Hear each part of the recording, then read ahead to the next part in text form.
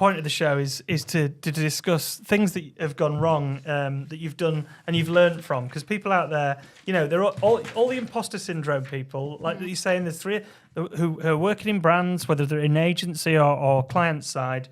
They're all making mistakes, and they're there to hear what other people have made. So come on, let's hear a few of yours. Oh gosh, I've got plenty in the vault. So I've got, the first one, which was quite funny, is in a previous life when I was still working in London. I was working as an event manager. And every year we had this roadshow of events like across the country. And bearing in mind I was based in London, so there's about 30 odd events across the country in the space of about 3 weeks. And one event manager, which was me, booking them all, organising all the logistics, catering, getting the content ready, getting the sales team ready, making sure like brochures and merch got delivered on time. And a lot of them we had 2 sessions, so a morning and an afternoon. And I was speaking to the venue and I was like, yeah, so for the afternoon session, they were like, what afternoon session? And I realised I'd actually completely forgotten to book the afternoon session. And there were 30 people signed up to come to this like round table, and I just not booked it with the venue. Yeah, that was not a fun hour. That's giving me anxiety just hearing about it was organising for someone 30 who's like events. super organised. I was like, how the fuck have I done this? And how did you get out of it, or did you not? Thankfully, the venue were really, really nice. We had a long-standing relationship with them, and I was like, I just had to be really honest, and I was like, guys, I've fucked up. I actually need the room for the afternoon.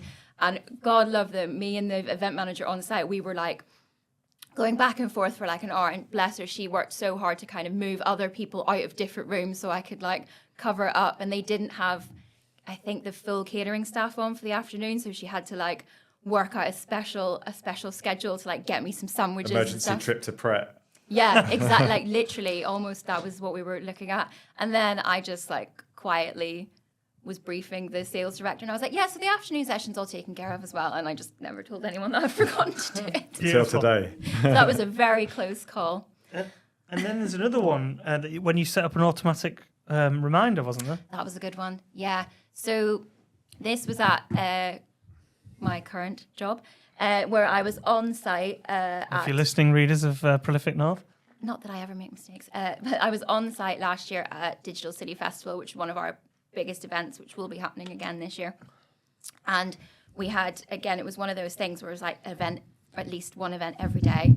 And at the time, I was actually on my own, so I didn't have a coordinator, so I was doing everything and also helping the event manager. And I'd set up in my foresight, thinking I was going to make my life easier, set up automatic reminders like for the whole week for different events. And I'd set the automatic reminder for the wrong day. So everybody who was coming to our event tomorrow got a reminder going, we'll see you today. I was like, and while I got notified of this, I was actually like running around. How many people is that got that? 100. Yeah, so I hate it. It's usually just as you're pressing send that you spot something like that. Oh, yeah, It had terrible. gone automatically, and I was on site briefing speakers who were about to get on stage, and someone had like showed me this, and I was like, oh dear God. And I couldn't stop briefing the speakers, so I actually couldn't physically get to my laptop for an hour to like do anything about it.